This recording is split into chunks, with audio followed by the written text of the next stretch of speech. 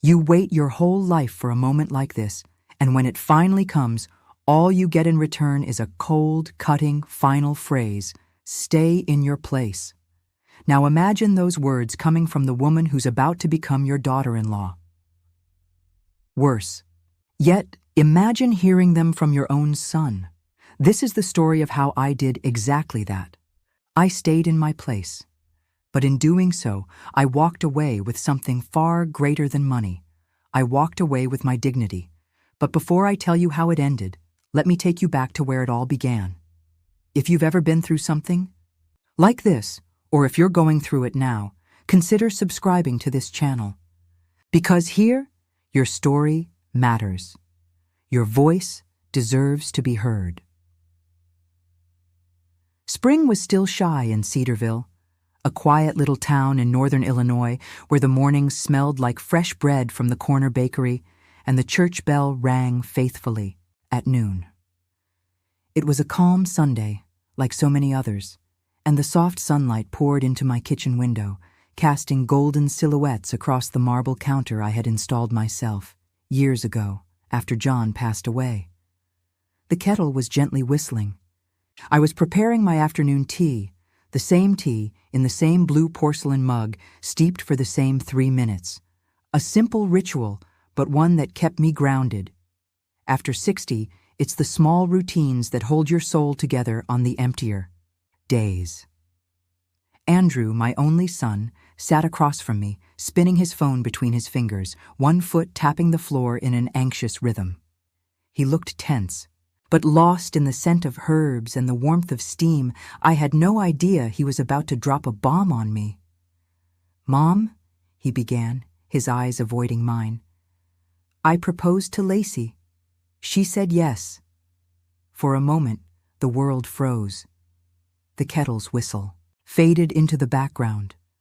The light in the kitchen felt sharper. And my heart, oh my heart, leapt like it used to when he came home from school clutching drawings in his tiny hands. "You're getting married?" I said, smiling, trying to hold back the tears that rose silently like a tide I couldn't stop. "Oh my goodness, sweetheart. That's wonderful." I clutched the mug a little tighter.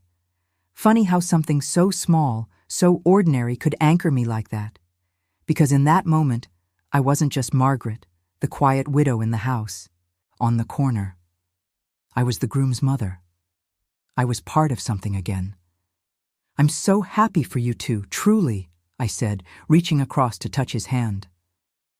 "I've already got so many ideas for a spring wedding. Wildflowers, string lights, maybe even a string quartet for the evening. Actually, Mom," he cut in, his voice trembling a bit, "Lacey kind of already has everything planned. She follows this wedding planner from New York on Instagram. Very trendy. She's even thinking of hiring the same team. It's all super minimalist. Modern, you know?" My hand lingered midair, still resting on his. Slowly, I looked down at the tea. The steam still rose, but somehow it didn't warm me anymore. "Oh, sure. I just thought maybe, since it's a family celebration, I could help out with a few things." I murmured, my voice thinner than I wanted it to be. And that's when he said it. With an awkward half-smile, scratching the back of his neck, he looked at the wall and let it out. "She just thinks it's better if you stay in your place." There was no silence, not in that moment. What came was noise, inside me. A deep, muted crack in my chest. As if something had fractured.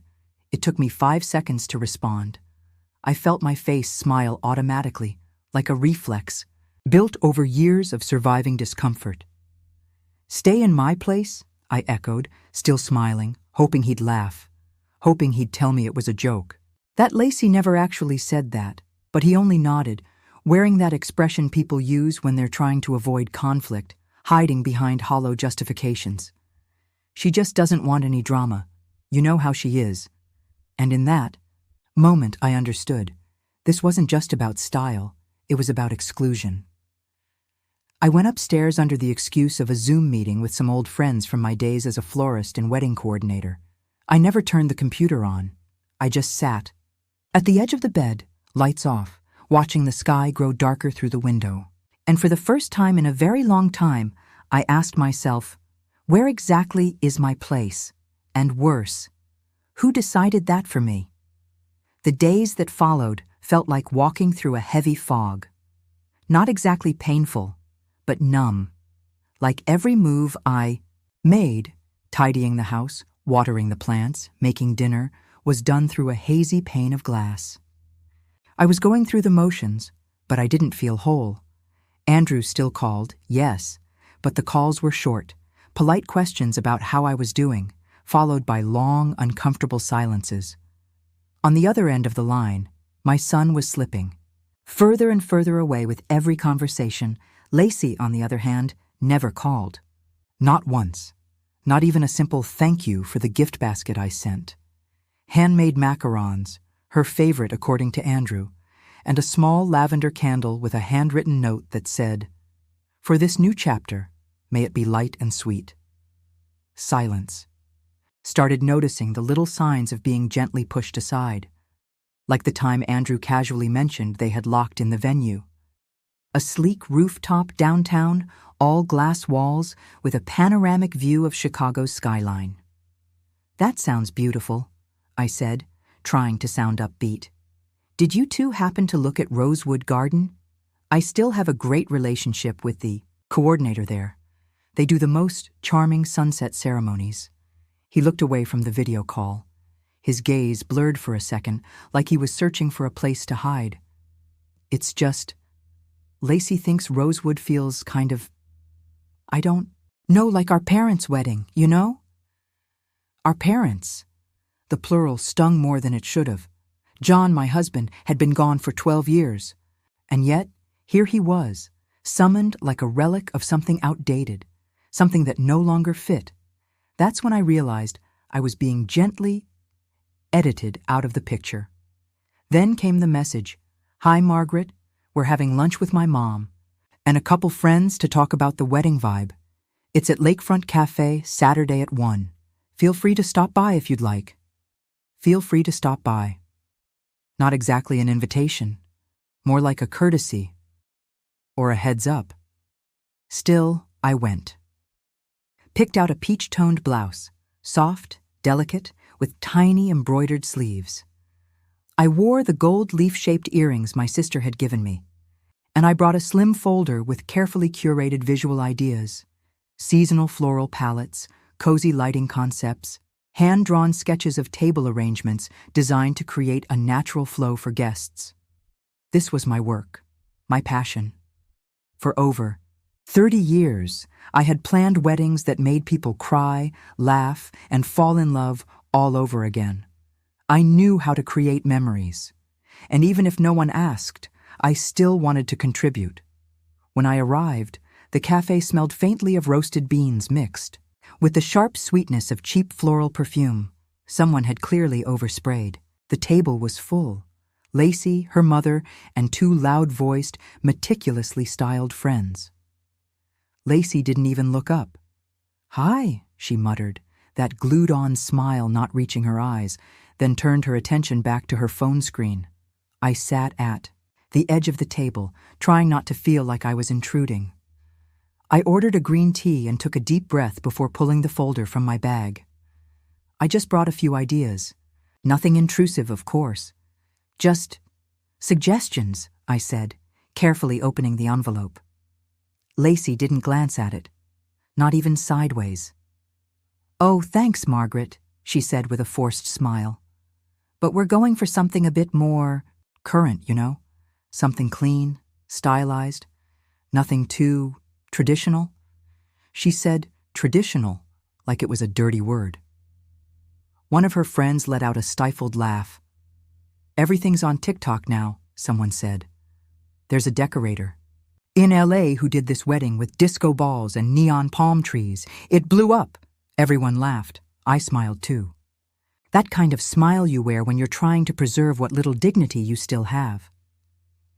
I gently closed the folder and slipped it back into my bag.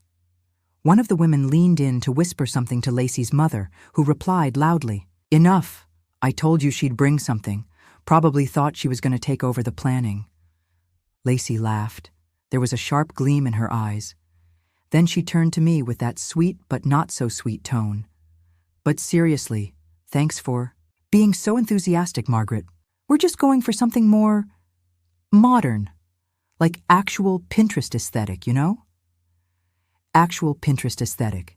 And there I was, feeling like some old wallpaper being peeled off a wall by someone wearing latex gloves. When I got home, I sat in the car for nearly 20 minutes. Hands on the steering wheel, the radio playing soft instrumental music, and my heart quiet. I thought about calling Andrew, but what would I say?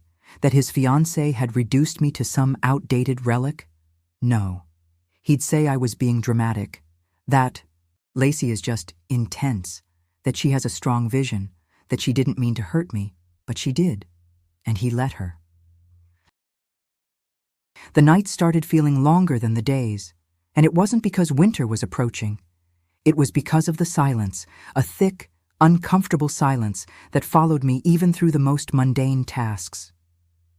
It was there as I folded laundry, peeled apples for Sunday pie, or walked past the window display at the local stationery store, wedding invitations with delicate ribbons and cursive lettering that seemed to mock my absence. Andrew had stopped calling regularly. Now it was just short messages, sent at night, like he was checking off some invisible chore. "Hey, Mom, everything okay? Crazy week, I'll call you later." But he didn't call. One evening, I decided to do something special. I made roasted beef with vegetables, Andrew's childhood favorite. Set the table with the embroidered linen tablecloth my mother gave me on my wedding day.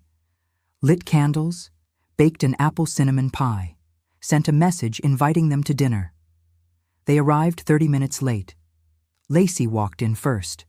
Her high heels echoed across the old wooden floor of my house with a kind of impatience that irritated me before she even opened her mouth.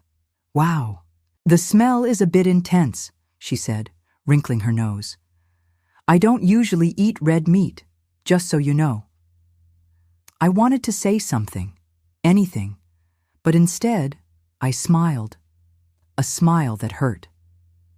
Andrew followed behind her, looking tired. He gave me a quick sideways hug, the kind you give an acquaintance in the supermarket aisle.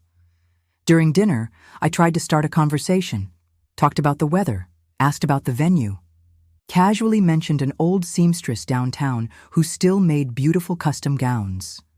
"Margaret," Lacey interrupted, placing her teacup on the table with a sharp clink. "I know you're trying to help, and I appreciate it, but I feel like you're not really listening." She folded her arms, tucked her hair behind one ear, and continued, voice rehearsed. "This wedding isn't going to be some throwback to the 90s. We're not doing traditional or classic. We want something that reflects us. And I already have a professional handling everything." Andrew remained silent. That same silence that had already wounded me too many times. I stayed composed. Not because it didn't hurt, but because sometimes your only defense is grace under pressure. "Of course," I replied, voice soft but steady. "It's your wedding. I only offered because, well, you're both important to me." Lacey gave me that look, half sarcasm, half superiority. "And we appreciate that. But it's really better if everyone just sticks to their role, knows their place, you know?" The words hit the table like a stone dropped on porcelain. I didn't respond immediately. I simply inhaled deeply and looked at the dried flowers in the vase at the center of the table. Faded sunflowers I had picked myself last summer. I stood, slowly, and began clearing the plates. No one stopped me.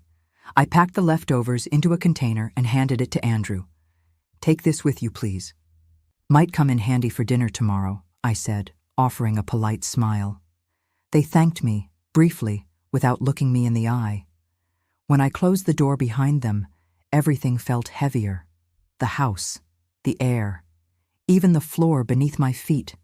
Stood there in the kitchen, staring at the tea-stained tablecloth and the lone candle still flickering, casting shadows across the wall. And in that moment of painful clarity, I understood. I wasn't welcome.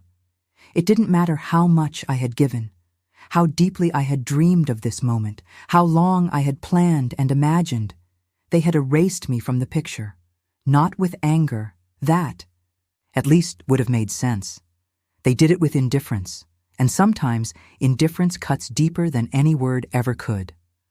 I went upstairs, changed into my night clothes, and stood in front of the mirror. The lines around my eyes looked deeper, my hair more gray than I remembered. But that's not what caught my attention. It was the strength in my shoulders.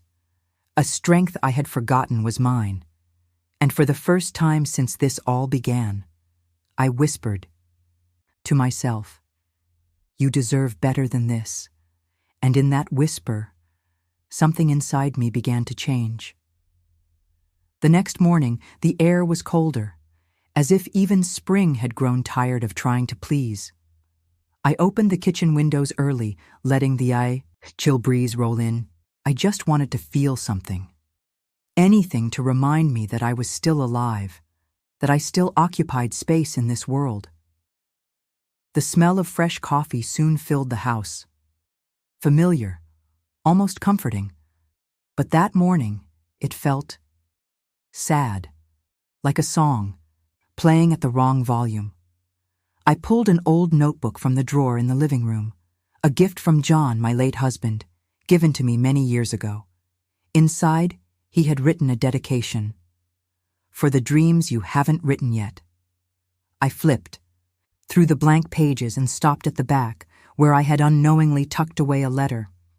His handwriting, crooked, strong, and it read, "When Andrew gets married someday, I want him to know he had the wedding we never could, a day to remember, and I want him to know how deeply he's loved." I closed my eyes. That paper felt heavier than the entire world. I stood slowly and walked over to the cabinet where I kept important documents and old books.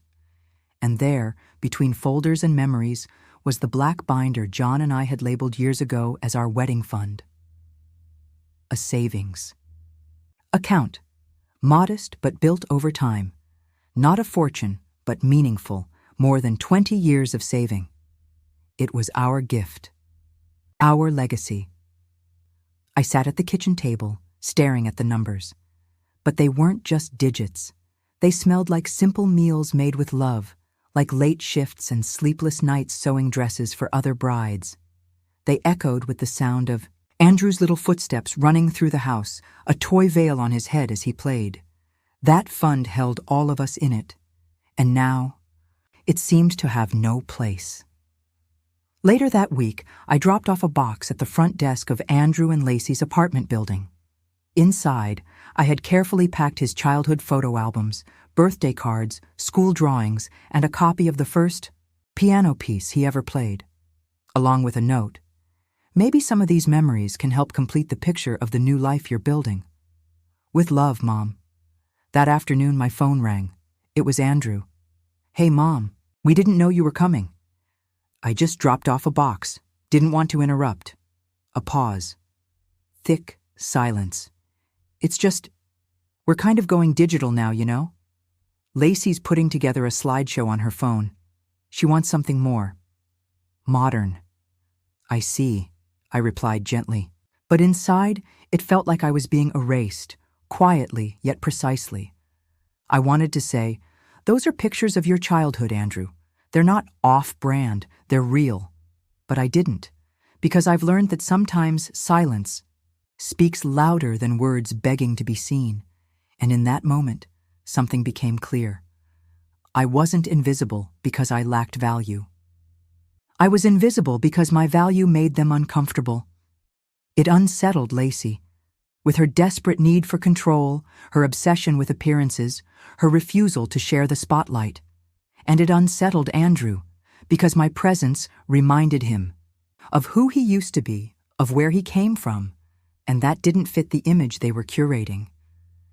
He hugged me goodbye, a rushed, weightless hug, a mechanical gesture, like clicking close window on a pop-up you didn't ask for. That night, I sat at the edge of my bed with the black binder in my hands, ran my fingers over its worn leather cover, and took a deep breath. Maybe the best way to honor that money was not to hand it over, at least not in the way they expected. And for the first time, a new idea began to take root inside me. A quiet idea, soft, but steady. If they wanted me to stay in my place, then fine, I would. But not in the way they imagined. Saturday morning arrived cloaked in gray. Heavy clouds hung low over the city, ready to spill at any moment. And in a way, I hoped it would rain. Because something inside me needed to fall too, to spill out, to dissolve. I put on a thick coat, tied my hair into a low bun, and walked downtown to the bank. The building was old, made of red brick, and the main door let out a soft creak that always reminded me of time. Time that passes, time that weighs. The sharp click of the manager's heels echoed across the quiet lobby as she welcomed me. "Good morning, Mrs. Dawson. How can I assist you today?" I pulled out the notebook John had given me years ago, the one with the dedication inside. A blue pen, and an envelope full of notes. I took a breath. "I'd like to make a transaction from the joint account I held with my late husband. I'd like to transfer a portion of the funds into a private savings account, under my name." She offered a polite smile, her manicured nails tapping efficiently on the keyboard. "Any specific reason?" "Change of plans," I said simply. "A quiet one, but necessary." She nodded, no further questions. To her, I was just another client, but to me, this was the closing of a chapter that would never be read aloud. When I stepped out of the bank, the cold wind cut against my skin like a blade. But I didn't shrink from it. If anything, I welcomed the sting, because that's what I needed. To feel, to exist outside the story they'd tried to write me out of. Back home, I walked, slowly into my office, sat at the light wood desk where I had once planned wedding spreadsheets, color palettes, ceremony scripts. But this moment was different. I pulled out a sheet of thick, cream-colored paper, the kind I used for formal invitations, and with my best handwriting, I wrote, "Dear Andrew and Lacey, I know you're busy with wedding plans. I truly hope your union is light, sincere, and meaningful. As a small gesture of love, I'm including a modest contribution to help make your day a special one, in your own way." With affection, Mom, I placed the check inside the envelope. It wasn't the amount they were expecting, far from it, but it was enough to keep up appearances, and, most importantly, enough to release me from the weight of obligation. I mailed the letter the next morning, my hands trembling, not from doubt, but from dignity, because there is power in choosing, even when your voice shakes. The following week was met with absolute silence. No thank you, no phone call, until one Tuesday evening. I heard a knock on the door. Andrew, alone. He looked uncomfortable. Dark circles under his eyes, shoulders heavy. There was something in his expression that reminded me of the 7-year-old boy who once came to apologize for breaking my favorite vase. "Mom, can we talk?" We sat in the living room, him on one couch, me on the other. But the space between us felt wider than those few feet. "Lacey saw the check," he said quietly. "She was surprised." I nodded. "I can imagine." He looked down, then back up at me. "We kind of thought you'd cover everything." Ah, there it was. The magic word, everything. "I know," I said gently. "But I changed my mind." "Why?" I held his question in silence, letting it stretch and settle, letting it weigh. Then I looked up and replied with calm certainty. "Because you didn't include me in anything. Not the venue, not the vendors, not the details. You asked me to stay in my place." So I did. He stayed quiet. For a few seconds. His breathing slow, like someone swallowing a bitter truth. "Lacey just wants control. She feels pressured. Having control doesn't mean erasing other people, Andrew, I said softly. And if my presence feels like a disruption, then maybe the presence I offer isn't one she values. He looked like he was caving in from the inside. But I didn't cry. I didn't raise my voice. I had already shed all the tears I needed to. Now was a time for strength. "Are you mad?" he asked, barely above a whisper. "No," I said. "I'm at peace, because for the first time I respected my own boundaries. I wasn't excluded. I stepped away from expectation, and that is freedom." Andrew sat there for a few more minutes, then stood up, mumbling that he had to get back. "She's going to be furious," he said, like a preemptive apology. I didn't respond, because I was no longer willing to shrink myself to calm someone else's storms. I closed the door with grace, and for the first time in months, I felt proud of myself. That week, there were no calls, no thank you, no attempt at conversation. It was as if silence had become the message, the punishment, and the shield, all at once. I knew Lacey was furious. I could picture her face the moment she opened the envelope and saw the modest amount inside. The frozen frustration in her eyes, the quickened breath, the furrowed brow. She had counted on that money as if it were part of a signed contract. But they forgot something essential. Love doesn't come with an invoice, nor is it owed. A day later, the phone rang. It was Andrew. "She felt betrayed," he said, his voice low and worn out. "She said you misled us." I was standing on the porch, watching autumn leaves dance across the backyard. "Andrew," I murmured. "She felt betrayed. Because a gift didn't meet the price she expected?" "It's just, she'd already made commitments," he replied, unconvincingly. I took a deep breath, pressed the phone closer to my ear, as if somehow doing so could bring me closer to the son who once drew me in crayon and called me a princess. "You committed to a dream you couldn't afford, and now you're looking for someone to blame." He went quiet. That same familiar, cowardly pause. Then, as if pulled to the surface by a truth too long buried, he admitted, "She hired a planner. From L.A., someone named Savannah Bloom." I frowned. The name sounded more like an influencer than a professional. "And how much did she charge?" This time the silence lingered, almost like a sigh. $55,000. I had to sit down. A chill ran up my spine. It wasn't about the money. It was about the recklessness, the sheer size of the bubble they were living in. "And have you met her?" "No, but Lacey saw her videos, her posts. She's got thousands of followers. Lacey thought she was the best. And now, well, now it's done." I wanted to scream, but I didn't, because it wasn't my place to fix anything anymore. I was no longer the brake, or the bridge, or the emotional safety net. I was just me. And for once, that was enough. In the days that followed, I stepped even farther back. I started walking at the park every morning, reading old romance novels.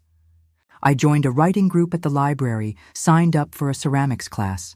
I made my first wobbly bowl, and laughed out loud when the instructor called it expressively asymmetrical. For the first time in ages, I felt alive, with nothing to prove to anyone, until one morning the phone rang again. It was Andrew. "Mom." His voice was different, shaky, wounded. "She's gone." "What do you mean?" "The planner, Savannah. She disappeared with the money. The website's down. Her phone's disconnected. No one's responding." The world seemed to spin slowly. I sat down in the kitchen chair, the same one where, weeks ago, he told me to stay in my place. She ran off with the money? All of it. Every cent. The account's empty. We were scammed. I sat in silence for a moment. Then I asked, "What is she saying?" She blames me, says it's my fault, that I should have convinced you to pay for everything from the start. The words dropped like stones into still water. But I didn't drown in them. I stood up slowly and looked out the window. The sky was clear, blue as a fresh start. This happened because you acted like the money was guaranteed, like my experience meant nothing, like love was some sort of automatic deposit. Andrew didn't answer. I could hear him breathing on the line, heavy, unsteady. "I'm sorry," he whispered, and it sounded like a confession. In that moment, I felt something deep, but it wasn't pity for myself. It was pity for him, for being seduced by empty promises, for turning his back on someone who'd been there from the beginning, for learning the hardest truth of all: elegance can't be bought, and gratitude, it can't be demanded, it has to be grown. We ended the call in silence, and I returned to the couch, picked up the embroidery I'd been working on for weeks, and kept stitching, thread by thread, as if sewing my soul back together. The days that followed felt like watching a bridge collapse. Piece by piece, no drama, no sound, just quiet ruins gathering slowly beneath it. I heard the rest of the story not from Andrew, but from church friends, grocery store neighbors whispered, conversations and heavy glances filled with, "I told you so." That so-called planner, Savannah Bloom, had scammed couples in multiple states. The fraud made it to bridal blogs, then to a small-town paper, and finally hit the local news.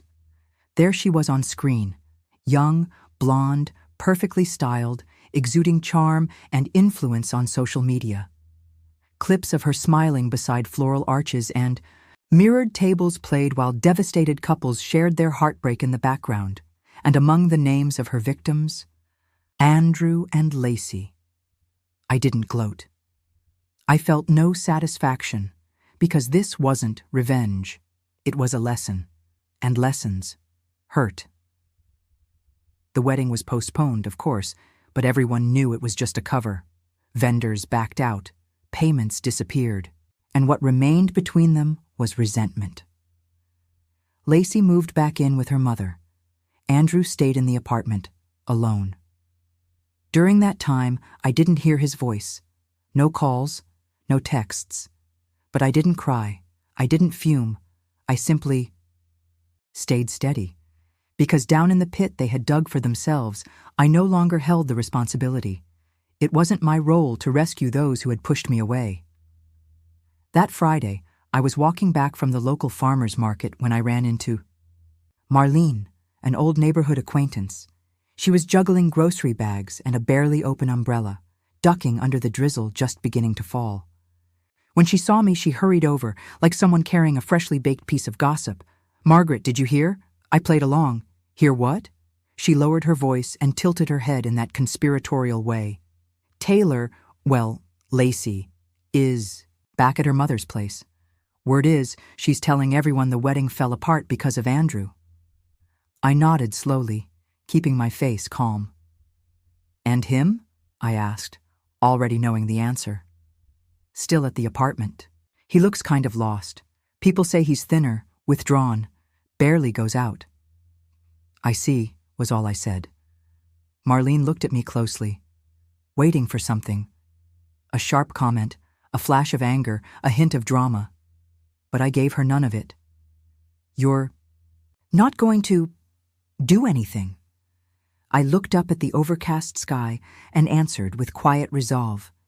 Not everything that falls apart needs to be rebuilt by the same hands that were once ignored. Sometimes, silence is the only fair response, Inday. The days that followed, I kept living. I finished painting the hallway a soft sage green, delivered a batch of cookies for the church fair, wrote 3 new pages for my women's writing group, memories of weddings I had once planned, real stories, full of emotion, stumbles, and strength. And little by little, I found myself again. Not the version the world expected. The mother, the fixer, the peacemaker. But the woman I used to be before I became so many things for others. A woman with a voice, with presence, with her own choices. In that comforting solitude, I realized something. Silence wasn't absence. It was space. Space for life to return what I had unknowingly let slip away. My center. And then, one afternoon, the mail arrived. Amid bills and flyers, there was a small envelope, handwritten in a script I'd recognize even with my eyes closed. From Andrew Dawson. To Mommy Heart skipped a beat. I opened it carefully. Inside was a short letter. And a question. Mom, can I stop by on Sunday? I'd really like to talk. I read the sentence 3 times, not because I doubted it, but because of how gently it was written. It wasn't formal. It wasn't an attempt to rewind the past. It was the beginning of something new, and I was ready. Sunday arrived cloaked in one of those days when the sun doesn't shine brightly, but doesn't hide either. It was a soft, gentle light, the kind that seems to whisper, "Today is a good day to begin again." I set the table, not out of expectation, but from a place of peace. 2 cups, chamomile tea, lemon muffins dusted with sugar, cloth napkins folded into triangles, just the way my mother used to do when she wanted to show love without saying a word. At exactly 4 p.m., I heard the footsteps at the gate, familiar footsteps. Steady, but slower. I opened the door, and there he was, Andrew, the same little boy who once ran through the house with a sheet tied around his neck like a cape, now with deeper eyes and a back slightly hunched. Not from age, but from weight. "Hey, Mom. Hi, sweetheart. Come in. Are you hungry?" He smiled, a real smile, shy, like someone finally letting go of pride, starving. He sat down quietly, letting his eyes wander across the room. The picture frames, the old lamp, the scent of warm cake still lingering. And for a moment, he seemed to recognize that this wasn't just a house. It was a harbor. He took a sip of tea, took a breath, and finally spoke. "I messed everything up, didn't I?" I didn't answer. I let the words float in the air, giving them time to settle where they needed. He continued. "Lacey, she wanted something big, perfect, and I thought giving in was the best way to keep the peace. But in the end, we built everything on vanity, on ego, and when it all came crashing down, there was no one left to blame but ourselves." I looked at him with tenderness, but I didn't bend to his pain. That wasn't my role anymore, and somehow he seemed to understand that now. "Mom, she never wanted you around. Not because of who you were, but because you reminded her of everything she couldn't control. And I let that happen." There was a sting in those words, but also something new. Respect. He wasn't just explaining, he was owning it. No excuses. No deflection. "I kept waiting for you to apologize," I admitted, as if that would somehow heal me. But now I see, what I needed most was to be seen, not as a perfect mother, not as a wallet, but as a woman, as a person. Andrew reached across the table and gently placed his hand on mine. "There's someone I want you to meet," he said, a different kind of light in his eyes. "Her name is Emily. She's everything Lacey couldn't be." "And who is Emily?" "A literature teacher, kind, honest. And when I told her everything about the wedding, about you, the first thing she asked was about you. She said she wanted to meet the woman who raised me with so much care." A quiet emotion washed through me. It wasn't joy exactly. More like a soft autumn breeze slipping through an open window, making the curtain dance. "And what do you want now, Andrew?" He paused, then answered with the steady voice of someone who had finally listened to his own soul. "I want to do things differently. Start right. No illusions. No show. If I ever get married again, I want it to be with someone who respects my story And I want you at the center of it, not on the sidelines. I smiled. Not a smile of victory, but of release. Well, maybe we can start with a cup of tea. And later, who knows, with real flowers, in a real garden, and promises that don't need a spotlight to be meaningful. He smiled back, and in that moment, I understood. Not every reunion is a new beginning. Sometimes it's a recognition, and that is more than enough. Autumn carried on, painting the neighborhood trees in shades of gold, rust, and quiet nostalgia. The afternoon light slipped softly through the living room window, and I welcomed it like an old friend, with no urgency, no effort. Emily came to visit for the first time on a Saturday. She wore a simple floral dress, her hair pulled back in a loose bun, and held an improvised bouquet of lavender in her hands. "I thought it matched your spirit," she said, offering the flowers with a shy smile. There was something about her that didn't try to shine, and maybe because of that, she did. We talked like two women who recognize each other, even if they've just met. She listened, really listened, with eyes that didn't drift away, with genuine interest. We talked about books, about sons, about loss, about starting over when your heart feels like it's shattered into 1,000 pieces. By late afternoon, Emily shared a few ideas for a wedding. Simple, intimate, at the botanical garden in the neighboring town. Just family and close friends. Nothing extravagant, nothing for show, just something real. "I have no idea how to plan any of this," she admitted, laughing with slight embarrassment. "But I know how I want it to feel. I want it to be light. I want it to be real." I looked into her eyes and saw myself. The version of me that once tied ribbon bows on napkins, tucked fresh flowers into brides' hair, calmed nervous mothers, and held back tears during rainy ceremonies behind the scenes. "Emily," I said, my throat sweetly tightening, "I'll help you, but not as the professional I used to be. As someone who understands the value of what can't be bought, the moment, the gesture, the glance." She squeezed my hand. "It would be an honor to have you with us." That night, I opened a new notebook. Hard cover, blank pages. I wrote her. Name on the first line, Emily, and just below, in steady letters, a wedding about truth, not appearance. I didn't make a list of vendors. I made a list of the feelings she wanted to have that day. Calm, genuine joy, laughter at the wrong times, warmth, intimacy, bare feet in the grass, if possible. In the weekends that followed, she came by often. She brought cakes, juice, simple ideas full of meaning. And slowly, our meetings became more than planning sessions.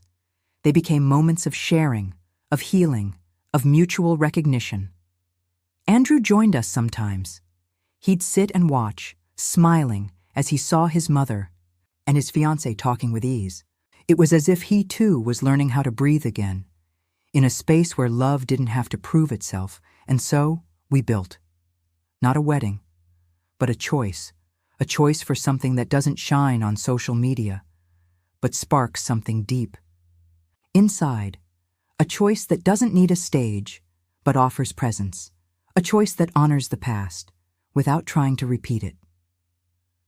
On the eve of the wedding, Emily brought me a gift. A light wood picture frame holding a photo of me and Andrew when he was 8 years old, hugging me in the garden of our old home. "I found it at the bottom of one of his storage boxes," she said. "He told me it was his favorite picture, but he forgot about it for years." I touched the glass with my fingers, the living memory, the time that passes, the love that never really left. "Thank you," I whispered. "This is worth more than any LED stage."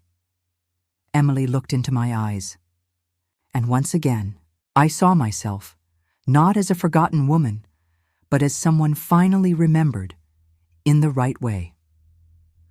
Autumn continued its course, painting the neighborhood trees in tones of gold, rust, and nostalgia. The afternoon light filtered through the living room window with gentleness, and I welcomed it like an old friend, without urgency, without effort. Emily came to visit me for the first time on a Saturday.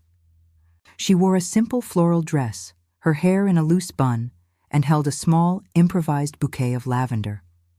"I thought it suited you," she said, handing me the flowers with a soft smile. There was something about her that didn't try to shine. And perhaps because of that, she did. We talked like two women who recognize each other, even without knowing each other. She listened, really listened, with eyes that didn't drift, with genuine curiosity. We spoke of books, of children, of loss, of what it's like to start over when your heart feels like it's been shattered in 1,000 pieces. By the end of the afternoon, Emily shared a few ideas for a simple, intimate wedding at the botanical garden in the next town. Just family and close friends. Nothing extravagant, nothing performative, just real. "I don't know how to plan any of this," she confessed, laughing nervously. "But I know how I want it to feel. I want it to be light. I want it to be real." I looked into her eyes, and I saw myself, the version of me who used to tie ribbons on napkins, tuck fresh flowers into bride's hair, calm nervous mothers, and hold back tears behind the scenes of rainy ceremonies. "Emily," I said, a sweet knot in my throat, "I'll help you. But not as the professional I used to be, as someone who knows the value of what can't be bought, the moment, the gesture, the look." She held my hand firmly. "It would be an honor to have you with us." That night, I opened a new notebook. Hardcover, blank pages. I wrote her name on the first line, Emily, and just below, in bold, steady letters, "A wedding about truth, not appearance." I didn't make a list of vendors. I made a list of the feelings she wanted to experience that day. Calm, authentic joy, laughter at the wrong time, warmth, intimacy, bare feet in the grass, if possible. In the following weekends, she started coming by more often. She brought cakes, juice, and simple ideas filled with meaning. Slowly, those visits became more than planning meetings. They became moments of sharing, healing, and mutual recognition. Andrew joined us sometimes. He would sit quietly, smiling as he watched his mother and his fiancée speak with ease. It felt like he, too, was learning how to breathe again, in a space where love no longer needed to be proven. And so, we built. Not a wedding, but a choice for something that doesn't shine on social media, but sparks something within. A choice that doesn't need a stage, but offers presence. A choice that honors the past without trying to replicate it. On the eve of the wedding, Emily brought me a gift. A light wooden frame with a photo of me and Andrew. He was 8, hugging me in the garden of the home where he grew up. "I found it at the bottom of one of his boxes," she said. "He told me it was his favorite picture, but he'd forgotten it for years." I ran my fingers across the glass. A living memory, time passing, love that never really left. "Thank you," I whispered. "This is worth more than any LED stage." Emily looked into my eyes, and again I saw myself, not as a woman forgotten, but as someone finally remembered the right way. If you've ever been pushed aside, ignored, or treated as though your worth had an expiration date, remember this. What you carry within you is experience, love, and dignity. And those things aren't given to just anyone, but to those who know how to recognize them. Sometimes your strength lies in staying silent. Other times, in knowing when it's time to walk away. But always, always, your strength lives in knowing your own worth. If this story touched your heart, subscribe to the channel. You are not alone. Here, we honor the quiet strength of women, who rise with grace and bloom from within, even after being pruned.